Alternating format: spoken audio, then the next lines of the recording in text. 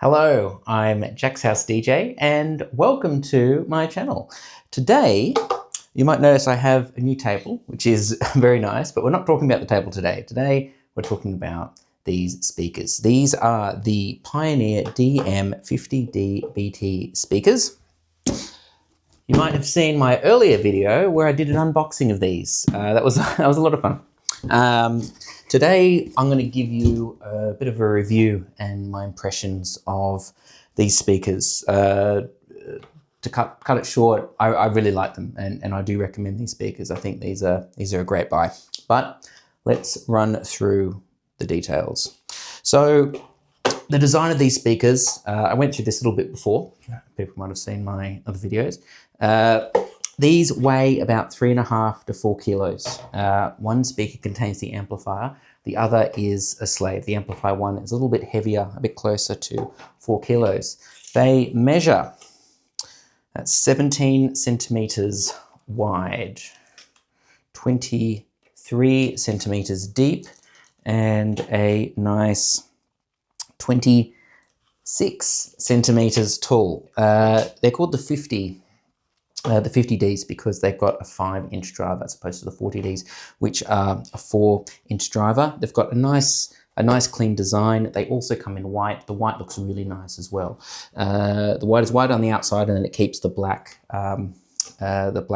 sort of speaker cone on the front.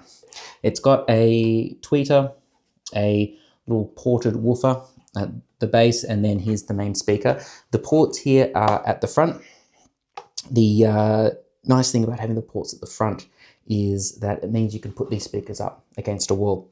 When some monitor speakers are ported at the rear, and that's a whole at the rear to help create lower frequencies, when you have a port at the rear, it means that you can sometimes get muffled sounds if the speaker is sitting up against the wall. So to have the port at the front, I think is a nice thing to have. It just makes the speakers more versatile. The only downside I'm aware of with a port at the front is it can make the speaker just a bit bigger, a bit bulkier. For me, that's not an issue because they physically need the port at the front as opposed to the rear. Now, looking at the features of these speakers. So these speakers come in a Bluetooth and a non-Bluetooth version. These are the Bluetooth version, and you can tell that because they've got a nice little Bluetooth button at the front. And they also have the BT code name at the back. Now, these 50D speakers are a nice upgrade from the 40s, and that's because they've changed the rear here. So on the rear, you've got now, it's the same RCA input, stereo 3.5 input as well, but there's also a balanced input. That balanced input is really nice. That means you can now put in a 1/4-inch jack. You can connect it to more sophisticated audio equipment, and you can also run a balanced signal in. I won't go into too much detail about balanced signals, but the main point of a balanced signal is you can run a much longer cable, several meters, without worrying about signal degrading. When you have an unbalanced signal, which would be these, they're better for shorter, like say up to 3 meters. Once you start getting past 3 meters, depending on the circumstances, depending on the quality cable, you can start to get some signal degraded signal. Power, and here is the connection that you can use to run to the other speaker. That's this cable here. I have put on the end of these some banana pins. These banana pins don't come with the unit, but I recommend them. These little pins here, you can color code them. You can color code them as well. The reason I like doing that is it keeps it neat, and if you don't do this, then you just put the direct wire into the speaker, which can be fine if you're just sitting it there and leaving it, but I get a little concerned if I keep taking it out moving. Sometimes I move these speakers around, it can start to damage the cable. The cable can start to fray. That's no fault of Pioneer, that's just physics. So I can recommend getting these little banana pins. Make sure you get the banana pins, not the banana plugs. Banana plugs are slightly larger and it'll be too large to fit into this port at the end. The other item here is the sound mode, DJ sound mode. This is where you can flick between DJ and production. I'll talk a little bit more about that I think when I talk about the sound, but this here is really cool. It basically changes the EQ. So you can flip from having a flat signal, which would be production. It's really not doing anything with the sound. And then you can switch it on to DJ. And on the DJ mode, it boosts the low end, boosts the mids a little bit more. It's a bit more of an exciting sound. The idea is that you'd use this to play out live as opposed to trying to use this in-house as more of a flat and dry monitor speaker. So there we go. There's the main features. Yes, and I mentioned, of course, the Bluetooth at the front. There's actually one more port down here, which is also a 3.5 jack in. This is handy. I don't use this one, but this is handy if you've got these as speakers sitting on your desk and you want to just plug in an external sound. You can do it from the front without having to get round to the back. The one last thing I'll say about features on here is on the front, you can see this port, this little bump here below the tweeter. I forget the name that Pioneer use for this, but this is designed to disperse the high frequencies a little bit more. That's so you can use these as a bit more of a party kind of PA speaker. Without these, the high frequencies can be very directed, which is perfectly fine if you're using them just as a monitor speaker. But by dispersing the high frequencies a little bit more, it means that there's a larger sweet spot to enjoy the sound. And that really helps sit these speakers halfway between something you might want to use for production and something you might want to use for DJing.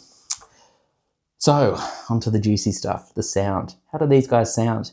I think they sound great. I don't have technical testing equipment here, but I really enjoyed the sound of the 40s, which I've owned. They're the smaller version of this, and I was expecting a slightly larger full of sound, and that's exactly what I got here.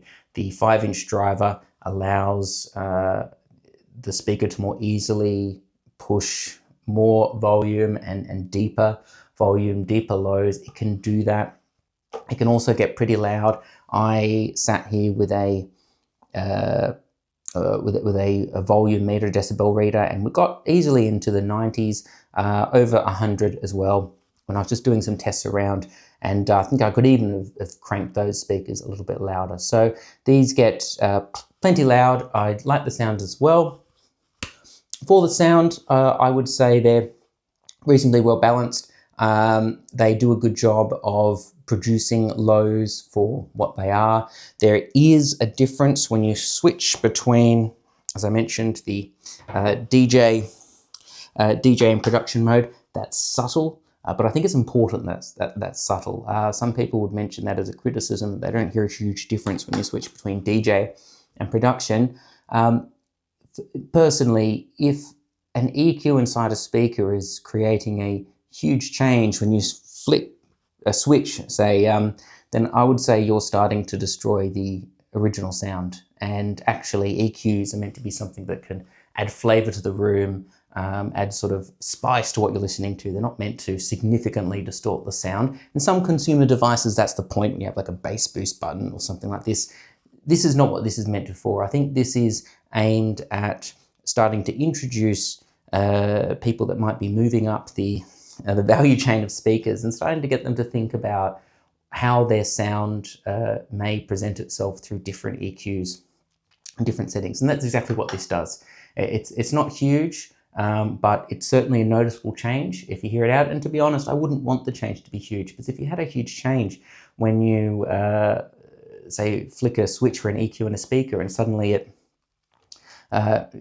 it pushes the sound well into a new sort of realm, then I think that would be quite confusing as an owner of the product and as a consumer, because you wouldn't really know, well, what am I meant to be listening to? This is changing it too much. So I think this is good for what it does, and it opens up people. I mentioned who this is for. It opens up people that perhaps are a bedroom DJ moving into producer and seeing what they want to do. So look, sound wise, I think these guys punch above their weight. Yes, they do have more bass than the 40s, which would be expected. Are they as good as a dedicated monitor speaker? No. Are they as good as, say, the VM70s, which I've owned as well, which is the much bigger brother?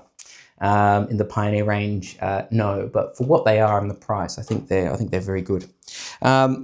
So I've mentioned, I've spoken about the DJ production switch. In terms of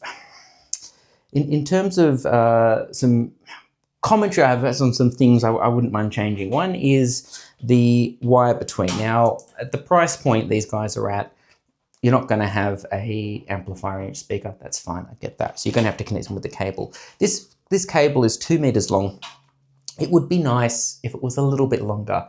It's certainly adequate, and it's adequate if you are using these as, say, a bedroom DJ and you've literally just got the speakers spaced 1 meter apart, you've got a little bit of slack. But if this is a 2 meter cable, it's not going to, you're not going to have it sort of vertical like this. You kind of want the cable to kind of dip down out of the way and up the other side. And so I found even in my room here, setting these up for a proper left-right stereo image, if you're trying to use them as, say, monitor speakers as opposed to just DJ speakers, I had a little difficulty getting the full length that I would want. Certainly adequate. It is adequate, but it would be really nice if they had even an extra 30 centimeters or an extra meter on this signal, just so depending on your room, depending on your setup, you can get a broader left-right separation. Because if you get the chance to space your speakers out one day, I would say do it. It can really enhance the stereo image when you can more physically hear the left-right coming about. So that would be one. It's criticism. Can you get another cable? Yeah, I think you can, and well, you certainly can, and that might be something I do later. Again, the other, and I'm not sure if this is criticism as much as a reality, is there is a slight lag on the Bluetooth. Now, all Bluetooth has lag. That's just one of the realities of Bluetooth, and that's why DJs can't DJ with Bluetooth. But some devices are faster than others, and when I was watching Bluetooth, say sound through Bluetooth, I was watching a YouTube video, watching some other things streamed from my phone, another device, I noticed it was a noticeable delay. It wasn't huge, like half a second, thereabouts, sometimes a bit less, but it was noticeable. So streaming music, perfectly fine. Streaming video content where you're sort of watching a screen and then playing through the Bluetooth speakers, there was a slight delay there. So in that case, I would recommend getting a direct line straight through the back here, and it comes with a cable, so you can connect it straight with the 3.5 connector.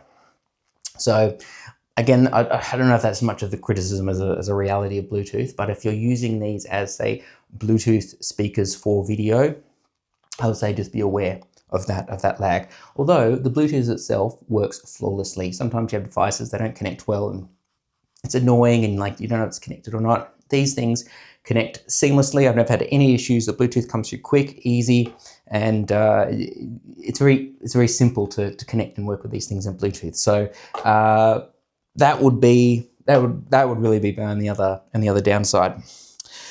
So the value of these speakers, I think they're really good value. I took a little note here looking at prices. So in the UK, in pounds, you can get these for the Bluetooth versions for about £219. The non-Bluetooth version is £200. So £20 difference for the Bluetooth upgrade. In New Zealand, it's about $549 for the Bluetooth version, New Zealand dollars, and $449 for the non-Bluetooth version, which is about the same difference. I'm thinking, look, if you're spending about £200 for a speaker that's good enough to do a lot of things, then it is really tough to get something that's better value than these. If you start spending more money, yes, of course, you'll be able to get a better speaker. If you get a dedicated monitor speaker, if you upgrade, say, to the VM-70s, which I absolutely love, that is a bigger speaker, but it's also significantly more expensive. At the price range of around £200 or $500, $550, it's quite difficult to get speakers that are this well-versed in so many areas that can be a party speaker, that can be a Bluetooth speaker, that can be a bit of a production monitor.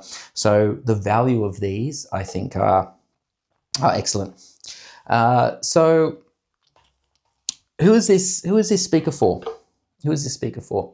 I would say this speaker is for the bedroom DJ that also likes to do some other things, and the bedroom DJ who is thinking of getting into production, and I guess potentially the early producer that would like to DJ. Although if you're an early producer, you probably have more upper end monitors for that to begin with, but you know, you can also use these. So these are really versatile. You can bring these out to a party. I could say they would fill a room for about a dozen people, 10 plus people. More than that might be a bit hard to fill the room, but certainly a small party, a small little get together. I've used the 40s before at house party, and they worked well enough to fill a living room. So the 50s would certainly do more than that.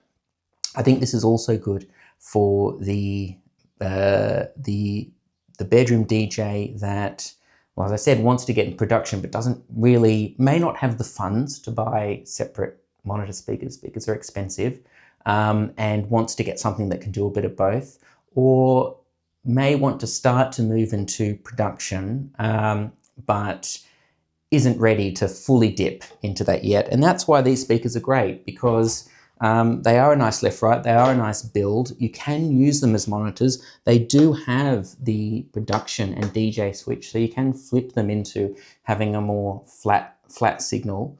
And they do have, importantly, a balanced input. So I think that was quite a deliberate inclusion by Pioneer DJ.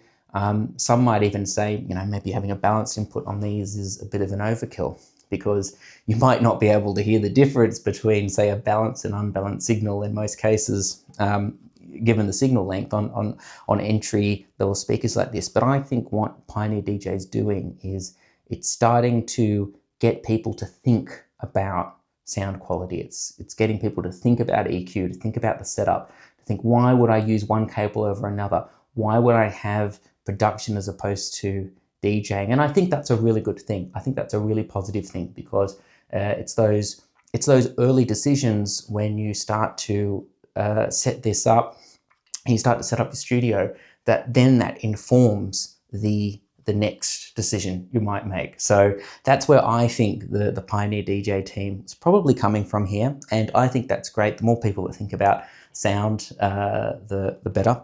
I would say though that, side point, these speakers do sound better if you have them up properly at ear level. I was listening to them before, and then I got some monitor stands in, so I needed them anyway, and I got these positioned up properly. Take the time to make sure that these are positioned well, because you do want, it will really open up the sound for you if you can do that. So who's it for? Yeah, someone that wants to do a little party every now and then, someone that wants to do some producing. Can do both. Take them outside as well, if you got power. Should I upgrade? I'm coming up with questions here that I would probably ask myself if I was thinking about these speakers, and hopefully they're questions that you might want as well. Should I upgrade from the 40s if I already have them? So if you have the DM-40, so the Bluetooth, the non-Bluetooth version, I probably wouldn't. The 40s work really well. I would say, on balance, they punch even more above their weight, given how small they are. The 40s are a great speaker, and if you already have the 40s, unless you really wanted this production DJ setting, unless you really wanted to have a balanced input, unless you really needed a bit more power, a bit more bass, a bit more sound at a low price, I would recommend probably saving your cash and getting a larger speaker. So actually upgrading one further. I haven't really used the VM50, so I won't comment too much on those, but say getting a VM70, that will be a better bang for your buck, I think. If you're going to spend, say, £200, I think the VM70s are probably double that, I think around £400. But if you're already going to throw in that much money to get a speaker that's just slightly bigger, I would probably hold it and spend that money on something else. And that doesn't mean these are bad speakers. These are great speakers. One reason why you might want to upgrade is, let's say you really needed a speaker about this size. You don't have the Bluetooth version at the moment and you really want Bluetooth, then sure, get these. They're a secondary speaker.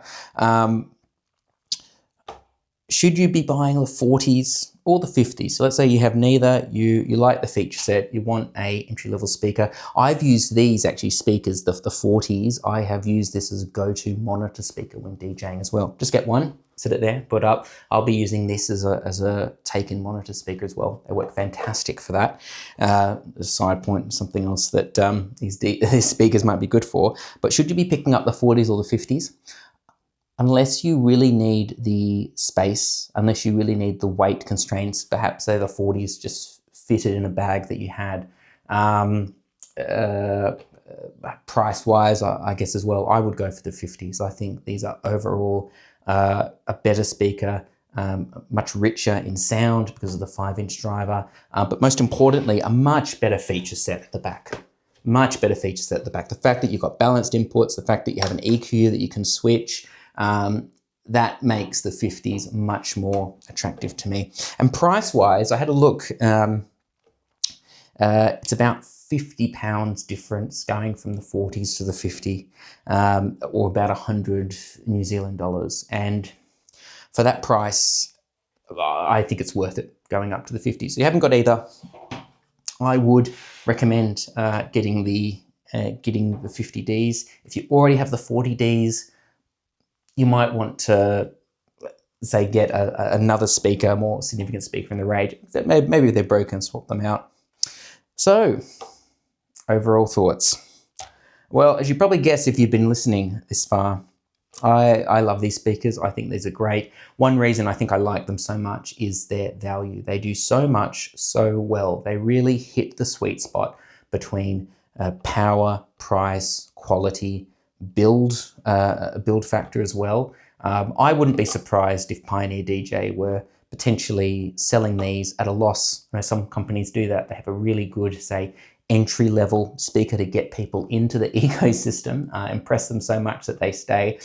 I would say this might be here. I have had difficulty finding speakers that are, like, they're not the best speakers in the world, but for what they do for the price and how many spots they're able to fill, the fact that you can use this as a party speaker for a small thing, the fact that you can use this as a monitor speaker, and even more so as a monitor speaker for DJing, given it has the switch at the back, the fact that you can use these for entry-level production as well, the fact that they're small enough to carry around. I even used these as quasi-TV speakers the other night because we're watching a movie and wanted to set some speakers up from the side. They're very versatile. The fact that they have Bluetooth as well also makes them quite casual. The bang for buck that you get for these speakers, you won't be disappointed. And even if you got, say, more sophisticated speakers and wanted these as secondary speakers you can carry around with you, speakers in another room, I think these would really fit the bill as well. So this review of the DM50s, look, I've owned the DM40s, sorry, the DM50s, I've owned the 40s for a long time as well. The 40s I absolutely love too. You can't go wrong with either speaker. Design is really nice as well. One thing I noticed, there isn't a protective grille at the front, so I guess just be a little careful if you're carrying these around and there's no cover at the front. But I mean, that's a minor sort of point here. So because these are, well, to be honest, these aren't meant to be carried around everywhere. That's something I do. These are meant to be sitting here, and I believe they come with some foam pads around at the bottom. So look, I heartily recommend these speakers. If you see them on sale for less than the prices I was reading out earlier, I would jump on them. I guess I need to probably be a little bit more critical. Who are these speakers? Who are these speakers not for? Look, I guess these speakers are not for someone that needs a really specific thing being done. If you need some really high quality sort of studio grade monitors, you're doing some really critical listening, then get dedicated monitors that have, say, an amplifier in each section. You can space them exactly where you need to. If you need to do a party, like you're playing out as a mobile DJ and you need to fill a room of more than 12 people, 15, 20, 30, get a proper PA speaker, right? So if you need a speaker that is an expert in left or right, then get that. But if you want something that is a cheap jack of all trades, and also jack of all trades in terms of price, I can heartily recommend the DM-50D-BTs. And personally, I would say just spend the extra, I think it's only like £20 more or 50 New Zealand dollars to get the Bluetooth version. I would get the Bluetooth version for that amount. It's a small extra to pay, and it sits very well in the idea of these speakers sort of being a casual do-it-all speaker. Well, thank you very much for watching. I hope you enjoyed this review of the Pioneer DM-50D-BTs. I guess I'll give them 2 thumbs up. I'll catch you next time. I'm Jackshousedj.